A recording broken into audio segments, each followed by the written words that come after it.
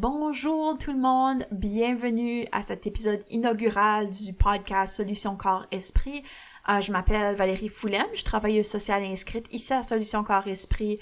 Puis c'est moi qui va d'être en charge du podcast, ça fait que vous allez entendre ma voix beaucoup. Je suis vraiment contente d'être en charge de ce projet ici, puis j'espère que vous allez aimer ça puis que vous allez continuer à écouter. Ça fait que je me suis dit, notre premier épisode sort la journée de l'Halloween. Dans le mois d'octobre, où ce que tout est effrayant, tout est un petit peu peurable. C'est que je me suis dit, notre premier épisode, faut que ça a rapport avec les phobies, on n'a pas le choix, c'est parfait. Ça fait que, évidemment, puisqu'on va parler de phobie, ça se peut qu'on parle des affaires qui peut-être viennent vous toucher un petit peu. C'est correct de pas vouloir écouter cet épisode-là du tout, de vouloir mettre pause ou de sauter quelque chose, parce qu'on va quand même parler de comme des affaires un petit peu difficiles en rapport avec des phobies. Ça fait que je serais pas offusquée si ça vous tente de fermer le podcast puis aller écouter quelque chose d'autre de plus plaisant. Vous jugerez pas, votre mieux-être est beaucoup plus important que notre code d'écoute. Ça fait que sans plus tarder, allons-y. Je pense que la plupart de nous autres, on sait à peu près c'est quoi une phobie. On sait que c'est une peur, on sait que c'est peut-être un peu hors de notre contrôle, mais peut-être qu'on n'en sait pas plus que ça. Ça fait que, d'après le manuel diagnostic et statistique des troubles mentaux, qui est le DSM-5 en anglais, qui est comme genre notre bible de la psychologie. C'est là où comme les troubles de santé mentale, comme c'est là où ils sont tous listés, qu'est-ce que ça prend pour en avoir un. C'est ça que les psychologues, les psychiatres, les docteurs utilisent pour nous diagnostiquer. Puis ils ont certains critères à rencontrer pour chacune des troubles de santé mentale. Sur eux autres de la phobie, il y en a 7. Ça fait que les voici. Le premier, c'est une peur persistante et intense à caractère irraisonné ou bien excessive, déclenchée par la présence ou l'anticipation de la confrontation à un objet ou une situation spécifique. Par exemple, prendre l'avion. Ça fait que, mettons que comme moi j'ai peur des avions. Si demain j'ai un vol à prendre, certain que je vais pas trop me sentir bien dans ma peau. C'est juste l'attente, des fois, qui peut nous déclencher quelque chose comme une réaction à une phobie. C'est pas obligé d'être comme, je suis dans l'avion puis je suis en train de freak out tout de suite. Non, ça peut être, je freak out avant de rentrer dans l'avion même. Numéro 2, l'exposition au stimulus phobogène, qui est basically juste la chose qui vous fait peur, provoque de façon presque systématique une réaction anxieuse immédiate qui peut prendre la forme d'une attaque de panique. Ça peut être, comme hyperventilation, c'est que respirer vraiment vite, pleurer, crier. Chez les enfants, ça peut s'exprimer par des pleurs, des excès de colère, des réactions de figement, ça fait que genre ils freeze, ou peut-être qu'ils vont être plus comme agrippés à vous. C'est que vous connaissez votre enfant, si jamais votre enfant a une comme réaction de peur, de phobie à quelque chose comme qui est toujours la même chose, ça peut être quelque chose qui vous dit peut-être que mon enfant a une phobie. Le sujet reconnaît, ça fait que la personne qui a l'expérience de la phobie, reconnaît le caractère excessif ou irrationnel de la peur. Ça fait que la personne sait, regarde, j'ai peur des avions, je sais que ça fait pas grand sens, puis je sais qu'un avion tout seul, ça va pas me faire du tort, mais j'ai peur. Chez les enfants, évidemment, à cause que leur cerveau, comme plus logique, est pas 100% développé encore, ça se peut qu'il y a même pas cette réaction-là du tout. C'est que c'est surtout chez les adultes, on va se dire, oui, j'ai peur de ça, mais je sais que ça fait pas du sens. Mais peut-être que les enfants ont pas encore comme appris ça un peu. Ça fait que c'est possible qu'ils savent juste pas, puis ils ont peur, puis c'est autant menaçant un avion que comme un lion devant eux autres prêt à les manger. Le numéro 4, c'est là où les situations phobogènes, c'est un méchant gros mot comme une pièce, sont évitées ou vécues avec une anxiété ou une détresse intense. Ça fait que comme soit vous allez comme éviter de prendre l'avion à tout coup si vous avez peur des avions, vous allez driver partout, vous allez peut-être même prendre des bateaux, ou que si vous êtes dans un avion, ça va être comme probablement pas la meilleure journée de votre vie, ça va être stressant, vous allez peut-être même demander à votre docteur, y a-t-il quelque chose que je peux prendre pour rendre ça plus facile, de ce genre-là. Ça fait que comme c'est pas une situation qui est vécue super bien. Numéro 5, l'évitement, l'anticipation anxieuse ou la souffrance dans la situation redoutée perturbe de façon importante les habitudes de l'individu. À la base, si vous avez des réactions phobiques à quelque chose, ça peut affecter votre jour le jour. Ça veut dire, comme vos activités professionnelles ou scolaires, comme le travail, l'école, des activités sociales, les relations avec d'autres personnes dans votre vie, ou comme peut-être que juste le fait d'avoir cette phobie-là s'accompagne avec la souffrance, comme même si ça affecte pas votre jour le jour. Right? Ça fait que juste avoir cette phobie-là, ça vous rend mal à l'aise, ça vous rend pas content. Un exemple de ça, c'est comme, mettons, moi j'ai peur des chiens.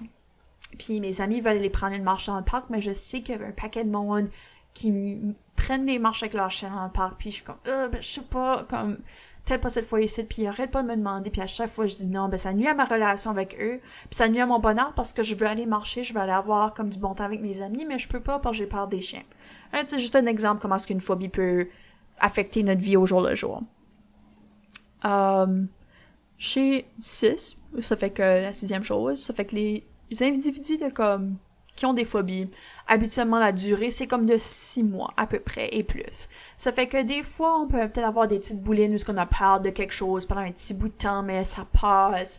Comme mettons qu'on apprend quelque chose de nouveau, puis là, comme j'ai appris comme des serpents super comme empoisonnés comme en Australie, puis là j'ai super peur des serpents, mais là après éventuellement c'est comme ok, il y en a pas par ici, ça fait que ça me dérange plus.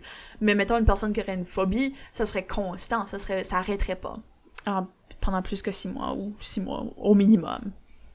Puis le 7e, c'est l'anxiété des attaques de panique ou comme l'évitement de la phobie comme associé à comme whatever. C'est pas mieux expliqué par un autre trouble mental. Ça fait que si, mettons, t'as un trouble obsessionnel compulsif, ça fait que, mettons, t'as un trouble obsessionnel compulsif, puis une de tes compulsions, c'est toujours te laver les mains quand t'es en contact avec quelque chose. Ça veut pas dire que t'as une phobie des germes, mais ça veut peut-être juste dire que ça fait partie d'une de tes compulsions. Ou, mettons, si t'as un état de stress post-traumatique, ok, oui, peut-être que comme tu t'es fait attaquer par un chien, puis là, de voir un chien japper, ça te ramène à cet événement-là, mais c'est pas une phobie, c'est ton syndrome de stress post-traumatique qui est en action, qui te ramène à ce moment traumatique-là où tu t'es fait attaquer par un chien. Ça fait que si c'est pas expliqué par un autre genre de trouble d'anxiété, comme un trouble de séparation pour les enfants, par exemple, si comme, mettons, ok, ton enfant veut jamais aller à l'école, mais c'est parce que comme il veut vraiment pas d'être séparé de toi, c'est différent que comme, ok, il a juste peur de l'école pour aucune raison. Ou même des phobies sociales, ça c'est leur propre chose à cette heure. C'est plus comme, ça fait plus partie juste des phobies. Les phobies sociales sont tellement communes qu'ils ont leur propre diagnostic à avoir. Ça fait que si ça fait pas partie de ces choses-là, de n'importe quel autre trouble d'anxiété, de panique, whatever, c'est probablement plus une phobie. Ça fait que, avec tout ça, il y a une couple de sous-types de phobies. Ça fait que on a décidé, ok, on a tellement de différentes phobies, puis on peut être phobique à n'importe quoi, mais on va les diviser au moins un petit peu pour organiser ça un petit peu comme il faut. Ça fait que les sous-types sont type animal, ça fait que la peur, ça vient de comme des animaux, des insectes, chien, chat, chevreuil, whatever. Le type environnement naturel, ça fait que la peur est induite par des éléments de l'environnement naturel comme les orages, les hauteurs, l'eau, le vent, n'importe quoi comme ça. Le type sans injection accident, ça fait que la peur est induite par le fait de voir du sang ou un accident ou d'avoir une injection ou comme n'importe quelle sorte de procédure médicale. Le type situationnel, la peur est induite par une situation spécifique comme les transports publics, des tunnels, des ascenseurs, des voyages aériens, conduire des voitures, etc. Ou un autre type, ça fait que la peur est induite par quelque chose d'autre, comme peut-être, comme du monde qui a peur des étouffements, la peur de l'espace, ils ont peur de tomber s'ils sont loin du mur, ou comme des peurs comme des bruits, ou comme des personnages. Ça fait que toutes ces choses-là, c'est comme dans la catégorie autre. Ce qui est vraiment intéressant avec les phobies, c'est qu'on n'a pas vraiment comme une liste continue de toutes ces phobies-là. Sorte de... Ce qu'on fait, c'est... Il y a tellement de choses qu'on peut avoir une phobie avec. Il y a tellement de comme différents aspects de notre vie que comme si on se mettrait là puis on donnerait un nom à chaque phobie, on y serait pour comme toute l'éternité. Ça fait que ça qu'ils font... c'est qu'à chaque fois qu'ils rencontrent une personne qui a un type de phobie, là, on leur donne un nom, mais peut-être comme avant, il n'y a pas nécessairement de phobie, right? C'est vrai qu'on pense peut-être quelque chose comme, plus moderne, comme un téléphone cellulaire, peut-être comme ça existait pas, c'est que le monde n'avait pas de raison d'avoir des phobies, c'est que maintenant, on invente un mot pour ça. Mais c'est vraiment juste comme, on les invente à mesure un peu. Pas que c'est inventé puis que c'est pas vrai, mais c'est plus facile comme ça, parce que sinon, comme que j'ai dit, on y serait pour comme toute une éternité à nommer toutes les choses qu'on pourrait avoir par deux. C'est relativement commun une phobie. Ça fait que de 9 à 12% d'adultes auront une phobie, dépendamment de l'étude qu'on regarda. C'est pas mal commun, hein, quand on y pense qu'à peu près 1 à 4 ou 1 dans 5 personnes va avoir un trouble de santé mentale. Comme, tu sais, ça fait du sens que comme une phobie serait relativement commune. Quelque chose comme la dépression, c'est définitivement number one, mais quelque chose comme ça, une phobie, c'est pas mal fréquente. Ça fait que, discutons des phobies un petit peu plus spécifiquement. Ça fait que j'ai une petite liste ici des phobies les plus fréquentes, puis leurs noms. Ça fait que moi, je suis une grosse amateur de mots. J'adore comme trouver la racine des mots puis voir comme pourquoi est-ce qu'on a nommé ça comme ça, qu'est-ce que ça veut dire. Ça fait que s'il y en a d'autres, des amateurs de mots, les phobies, c'est comme une véritable mine d'or pour ça. Ça fait que sans plus tarder, voici. Alors, l'acrophobie. La peur des hauteurs. Une personne peut avoir l'acrophobie comme s'ils sont dans une place vraiment haute puis ils regardent par en bas, ou encore que s'il y a comme un édifice vraiment grand, genre la tour CN, puis on regarde par en haut puis on voit comme en haut que c'est ouf, ça nous donne le vertige, on n'aime pas ça, ça nous rend un petit peu comme étourdis, c'est pas plaisant, c'est pas trop le fun.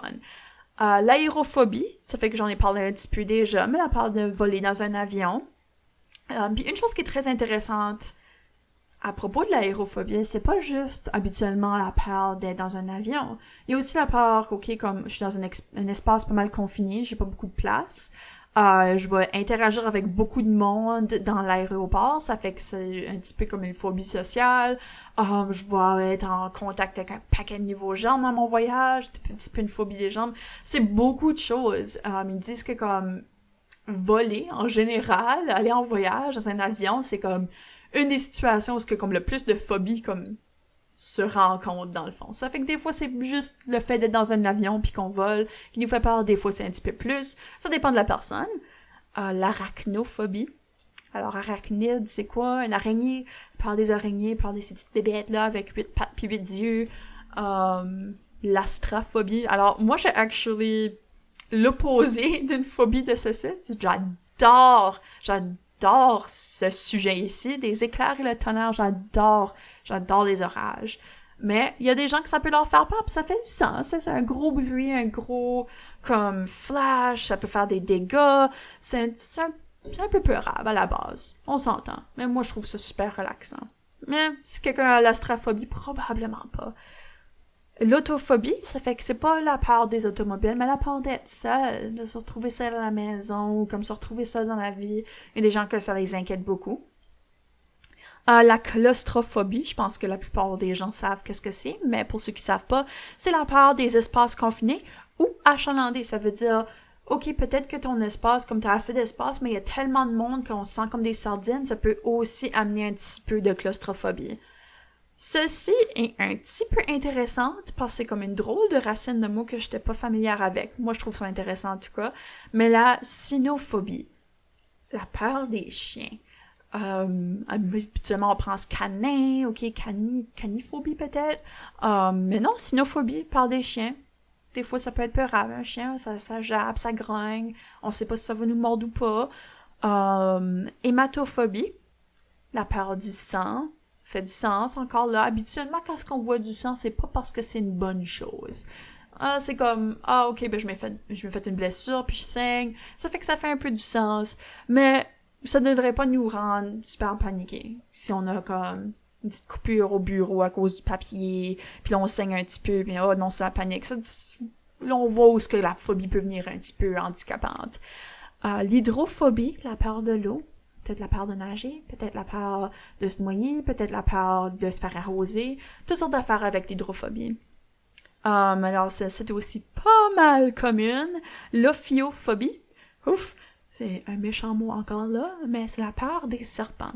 Moi, je suis un peu biaisée, je les trouve cute. Il y en a qui ont vraiment des belles petites faces, puis ils ont quasiment l'air comme une petite face de chat, on dirait. Ils ont vraiment des beaux petits visages.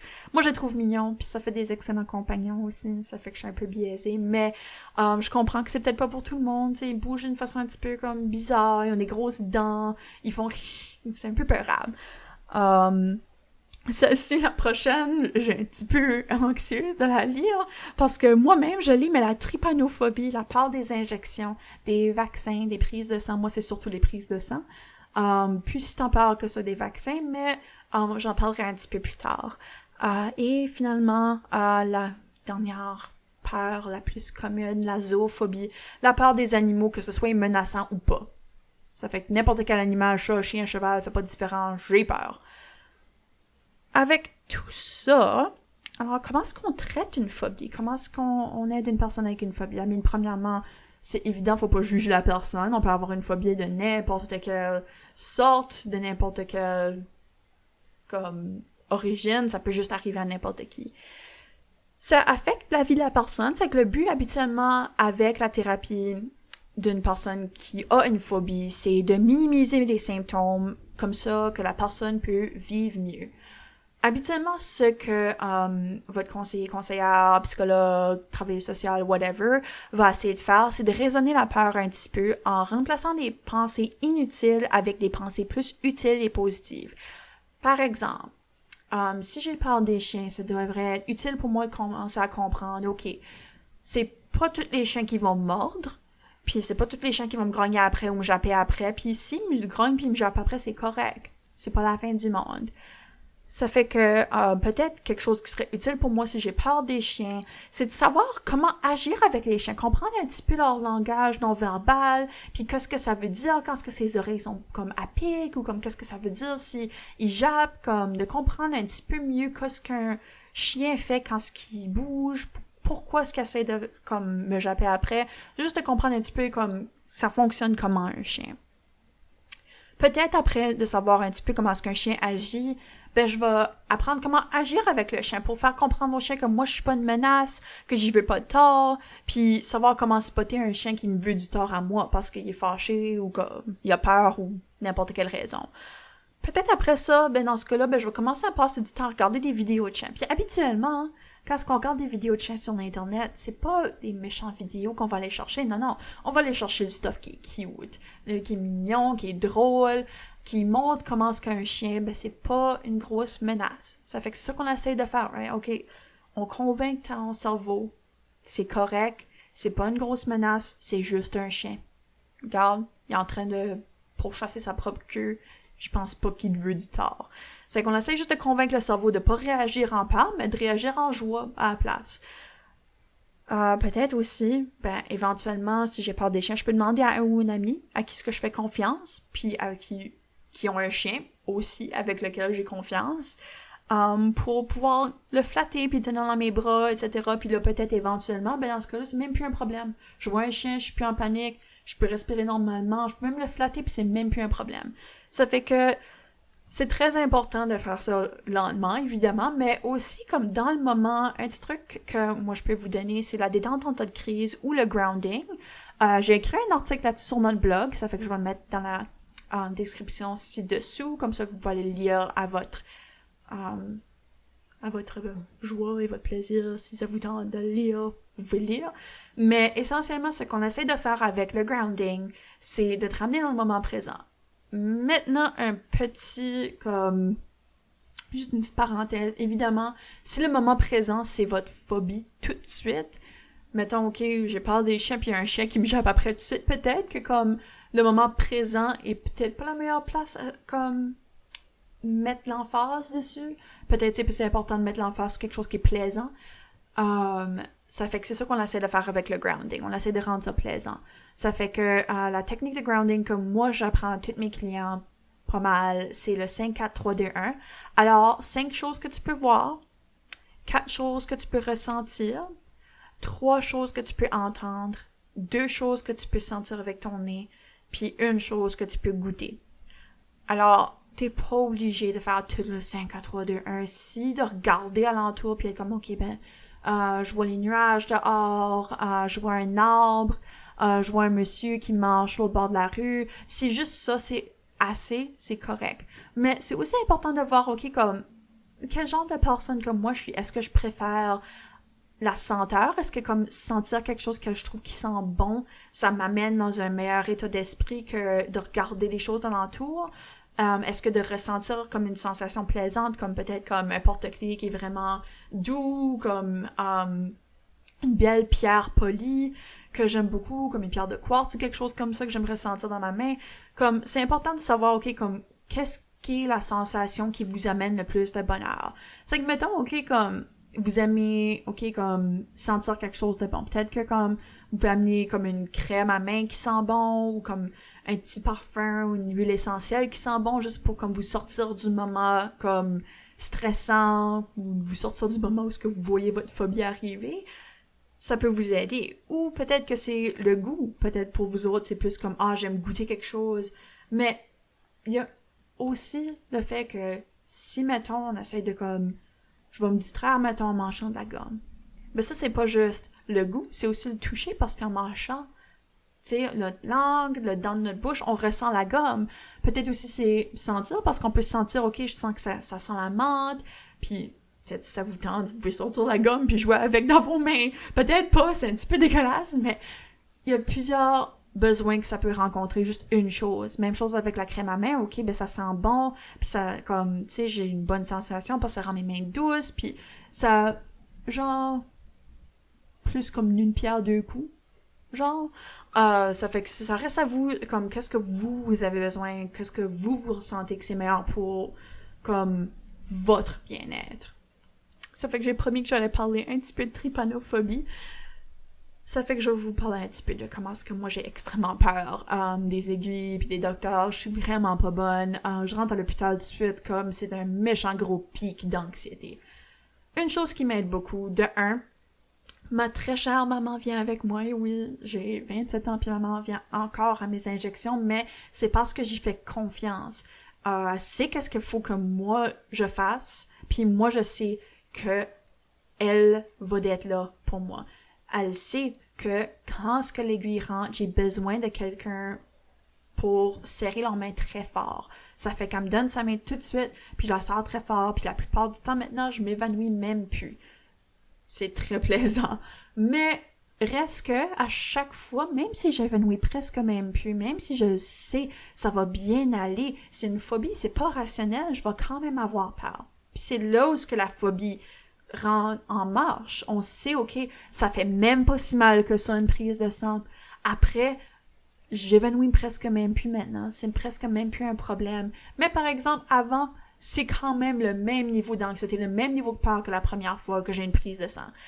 Une autre chose qui est très importante, c'est qu'après ma prise de sang, puis oui, OK, surtout après une prise de sang, on est quoi? On est à jeun habituellement, ça fait que j'ai faim, mais je vais aller me chercher quelque chose que moi j'aime beaucoup. La dernière fois, ma mère a fait une belle petite blague, elle m'a acheté un Ice Cap, et comme t'as fait ta grande fille, ben je vais t'acheter un Ice Cap. Mais faites ça pour vous-même aussi. C'est très important de rendre cette expérience-là positive. On essaie de changer la façon qu'on pense comme de ces expériences, la façon qu'on prend ces expériences négatives-là, faut qu'on essaie de la changer pour être un petit peu plus plaisante. Ça fait que c'est très important de s'acheter une traite, peut-être de regarder un film que vous aimez beaucoup, comme de passer du temps avec quelqu'un que vous aimez beaucoup après avoir fait face à comme votre phobie, parce que de un, vous êtes super brave puis vous méritez une traite. Vous avez passé à travers quelque chose que comme la plupart du monde vont probablement penser que c'est c'est niaiseux, mais pour vous autres c'est comme la pire chose au monde puis vous avez passé à travers. Ça mérite une récompense. Ça fait que c'est ça qu'on essaye de faire dans le fond. Juste de se récompenser quand ce que ça va bien, puis même si ça va pas bien, ben c'est correct. C'est correct, on va se récompenser pareil, on va se mettre là puis on va passer à travers. Ça fait que si vous avez une personne que vous faites confiance, amenez-la, parlez-en. Si vous avez besoin plus d'aide, contactez-nous. Si ça vous tente d'en parler un petit peu plus, peut-être en thérapie, je vais tout mettre l'information ci-dessous. Mais l'important, c'est que vous allez à votre propre rythme, vous prenez votre temps, puis vous vous donnez l'opportunité d'avoir des bonnes sensations quand ça vient à la chose, la phobie que vous voulez faire face à. Sur ce, j'espère que j'ai pas trop parlé, puis j'ai pas trop pris de votre temps. J'apprécie vraiment le fait que vous avez pris le temps de votre journée d'écouter notre premier podcast. Je vais essayer de garder ça à chaque mois au moins. On verra, peut-être ça sera à chaque 2 semaines. Mais j'apprécie vraiment que vous avez pris le temps de m'écouter. Ça fait que si jamais il y a quelque chose, vous avez des questions, des commentaires, n'hésitez pas à nous contacter par courriel, sur Facebook, sur Instagram, par téléphone, n'importe quoi. Je vais mettre toute l'information ci-dessous. Mais entre-temps, passez une très bonne journée prenez soin de vous, puis on se parlera la prochaine fois. OK? Bye bye!